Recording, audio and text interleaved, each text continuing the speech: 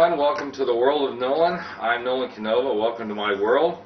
On this week's episode of the world of Nolan, we're going to be discussing Psycho and Alfred Hitchcock and his legacy and the legacy of Psycho and its sequels. And with me today are two very special guests, Chris Woods to my left, and to Chris's left, Mr. Terence Nuzum, both writers for Nolan's Pop Culture Review, Crazy Fanboy, and filmmakers in their own right. Now, Psycho originally started as a book by Robert Bloch, which itself was based on the true life story of Ed Gein. And in my opinion, not all that much of Gein was left by the time it made it into the final movie. But ironically, the Norman Bates character in Psycho proved to be a much richer character than Ed Gein ever was. But as far as the book, I confess I never read the book. Chris, I believe you did. What are some, can you illustrate some differences between the book, or maybe how Alfred Hitchcock took the book and made it into the film Psycho? Well, like, the character Norman Bates is pretty much not like a young, 20-something young man like Anthony Perkins was. He was a middle-aged, balding, fat man who was just this pervert that liked to peek through holes in the motel rooms when the ladies would come in. And also, kind of sounds familiar, ladies and gentlemen. That's not me. I wasn't around. I wasn't around at that time. Go ahead. And from what I remember is that the focus, like in Psycho, starts off with Janet Leigh's character Marion Crane, and with the book, I believe it focuses on Norman Bates. You know the stories about this guy in this hotel where this woman comes in who's actually Mary Crane, and the same situation happens. She steals some money, and she gets killed in the shower, but she actually gets decapitated in the shower. I see. And as some of the audience may or may not know, the Ed Gein story is a kind of a perverted old farmer out in the Midwest who is very obsessive about his mother, and that theme stayed with Psycho.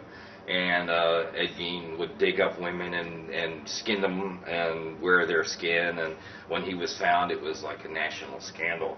Robert Bloch, as I say, wrote the book. And Terence, what attracted you to Psycho originally? Well, just that it was a horror movie, probably. Were you a fan of Alfred Hitchcock up to that point? That's a good question. Was that the first? I think I probably saw The Birds first. But Psycho would have been the next logical, I guess, one to watch, because it was the most horror-related one to The Birds, Psycho. Yeah, so I would say I saw The Birds first, but Psycho definitely Psycho came in there right after. Psycho, I should say, came out in 1960, so that's kind of a baby boomer era for that sort of thing, and it is acknowledged to be basically the first of its kind as far as slasher films.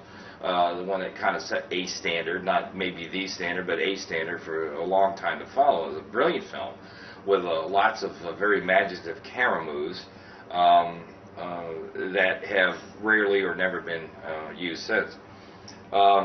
Alfred Hitchcock was a groundbreaker for his day in that regard. Also, you spoke of The Birds. This is maybe slightly off topic. The Birds, I remember, was one of the few films that had no music soundtrack. The only soundtrack was the sound of the birds, which was a very effective technique for conveying the horror and loneliness and the freaky atmosphere of The Birds Gone Wild. But Psycho, I think one of you told me that Psycho originally was not to have music, and it turned out to have a very signature theme, especially when the knife comes down. Any time since then a knife comes down in any kind of spoof, you hear the wee, wee, wee, the violin music, which was composed by Bernard Herrmann, who is an extremely influential composer of his day. But Terence, you want to say something about the soundtrack? The scene in question with the music was the shower scene. He originally shot it without any music, and if I believe it's on any of the DVD versions you can find now. Whether it works or not better is you're so ingrained in your mind that you have the music, the Bernard Herrmann, but I don't know, I'd like to have seen like an edit without the music to see what he was originally going for. Just the sound effects of the water. Correct. Did you all ever hear about, maybe I'm just kind of behind the 8 ball here, I heard, and I don't know if I ever verified, there was on the original prints of Psycho was a single red frame printed during the, printed on the film during the shower sequence. I've never heard of them. It is to convey blood. I heard that 20 or 30 years ago. It sounds familiar, but that's something possible. Maybe like the theater. Maybe some. Put in. Some. Oh, I see. Because I'd never heard that anywhere else. But somebody I knew like 30 years ago absolutely swore they heard that on a talk show. Well, you guys may know more about this than I would. At the time, was Psycho? Was it played in drive-ins as well as major big? That I remember, no. That I remember it was in the big theaters.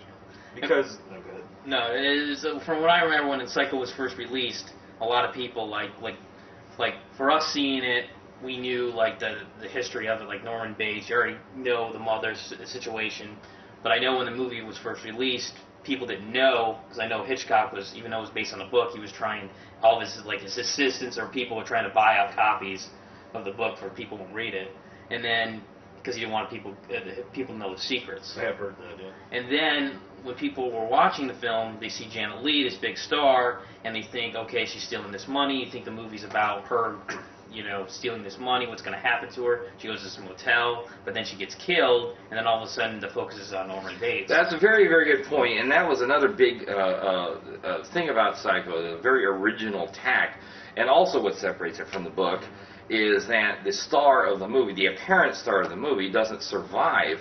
The movie doesn't survive maybe till a third of the way through, and then the star of the movie becomes the villain, who himself is a mysterious character, at first a character actor in the background, who now he's thrust forward since our star is dead. That is a major difference from the book. Yeah, because that was something very different, and no one expected that, because everyone thought it was just going to be about Janet Leigh, what she's going to happen with this money, someone's going to steal the money. Janet Leigh is the actress who played Marion Crane. Right? Correct. There is a precedence for it, though. I think believe it was being filmed at the same time, but you guys might correct me. Horror Hotel with Christopher Lee and filmed at the same time. Psycho. Well, it was released in 1960, where it was filmed before Psycho or knew about Psycho. Is that a Hammer film or? It wasn't a Hammer film, but Christopher Lee was in it. It's about this girl who goes to a village full of witches, and you think she's the main character, and she dies, and it's almost like the exact, but I'd have to look up to see which one. Because it came out the same exact year, so I don't know. Because I know Psycho was filmed in '59, and then released in the summer of so it's possible. 1960. So possible it could have leaked out. The other interesting thing is, I don't know if you guys knew this, Hitchcock originally when he was doing Psycho, his idea was he saw all these low-budget horror movies coming out. And he said, well, his idea was he wanted to do a low-budget horror movie. Shoot it in black and white, like the typical exploitation movies of the day. Because by 1960, really there weren't any black, things were almost all color. The studios were doing all color films. And he said, I can prove, with the amount of money they're making these monster, like Roger Corman's making these monster films or whatever. Now, whether or not Psycho's budget was higher, I don't know. But he, from what I understand, he shot it on a small budget. And to try to prove that you could make an artistic horror movie out of that small little butt. Kind of basically like, okay, I'm going to show you guys how it's done. Yeah. Isn't that kind of like what Stanley Kubrick tried to do with The Shining? He wanted to make the proverbial good horror movie. He wanted to make an epic horror movie. Not low budget necessarily, but he wanted to make the proverbial... So that was sort of... Kind of like he wanted to make the proverbial science fiction film in May 2001 and change history. But I digress. And yet Hitchcock basically, not, I guess you would call it spoofing, but imitating or carrying on what he saw as low-budget horror films, created a black and white iconic masterpiece, which I guess shows it's more than budget. It's the artistic genius behind it, the writing and the directing and the talent that makes movies stand the test of time, and Psycho has definitely stood the test of time. Well, for those who haven't seen Psycho, I can't imagine anyone hasn't seen Psycho yet. The killer of Marion Crane is the shy young man who runs the motel. And that itself is an iconic image. The Bates Motel sits on the bottom of a hill, and up on top of the hill is this like a quasi-Victorian mansion with a shadow in one of the windows. And the only presence in the house besides Norman that's intimated at is his mother, who sounds like she's 90 years old. But you never see Mom until the very end. It's pretty obvious that it's Norman at least to most people. It's Norman who's doing the killings, but not really. Well, maybe not obvious, because it's the shadow, the figure of an older woman. And well, I believe it was you're supposed to assume he's, his mother's doing his killings, and that he's sort of being the good son and covering up for her. So Norman is well, one of the iconic lines of the movie is a boy's best friend is his mother. It sort of paves the way for the Oedipal relationship between mother and son. But obviously Norman is crazy, and will we tell the end? Is it safe to go ahead? Yeah, everyone knows it. I mean, tell the end that Norman through Martin Balsam, a great character actor of the day. He doesn't survive. He's the first detective out there. There's all these iconic people keep dying. Arbogast. Yeah. And but Norman is finally apprehended, and Mom is found to be in the basement, basically having died several years before, and he keeps her mummy in the basement, and he is institutionalized. And that's where the story lay for 20 years, 25 years, until Psycho, 23 years. Psycho 2, so 23 years to Psycho 2.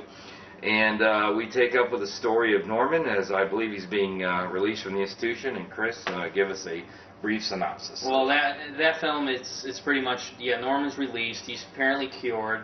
He goes back, now it's the 80s, and he wants to go back to his old house and his motel. And his motel is being run by Dennis Franz, actor from a bunch of Brian De Palma films and NYPD Blue, and he's like running the place to hell, and it's pretty much prostitutes, drugs, and he fires him, gets him out, and also Norman feels violated. In other words, that this is his and his mother's property, and it's being violated by all of this, all these vices. Yeah, and he gets a job as a cook at a little diner, and he befriends the Meg Tilly character, and she what ends up happening, she ends up staying in his house, and then Norman keeps on hearing voices. He starts thinking, is someone there, someone playing tricks on him. He doesn't know if it's Dennis Franz doing it or somebody else doing it, and so it's slowly he's kind of turning back to becoming crazy. He's losing control. And Mother begins to come out again. You didn't see that one, or don't remember that one? Sequels, that's all you guys. Yeah. The only one I saw was the fourth one, which was like the prequel. Yeah. Well, two wasn't it wasn't a bad sequel. It wasn't a perfect movie, but pretty much to spoiler alert, to give it away, it turned out that the Meg Tilly character was actually the niece of Marion Crane, which is the daughter of Vera Miles' character. Vera Miles played Marion Crane's sister. And Vera Miles actually reprises her role in Psycho 2. And both of them are trying to conspire to drive Norman nuts before he would go back to the insane asylum. I remember that now. And turns out both of them die. Actually, Vera Miles' character is killed by somebody, which I'll tell in a second, but not by Norman. And then Meg Tilly realizes that Norman is crazy, and she's about to kill Norman, and then the police barge in and shoot Meg Tilly, and they think, well, she's the one that's been killing these people, killed their mother, and so. But it turns out that there's this other old woman who claims to be Norman's real mother. Yeah. And she's the one that was killing people, and she saw that people were trying to terrorize him and make him go crazy. So at the very end, so there's a scene at the very end where they're at the coffee table in Norman's house, and he's just like, "Are you really my mother?" And she's like, "Yeah," because Norma Bates, which he thought was his mother, was her sister, and had her real young, she had Norman real young, and then Norm adopted Norman, and then she went away, but now she's back, and so it's almost like Norman has a mother again.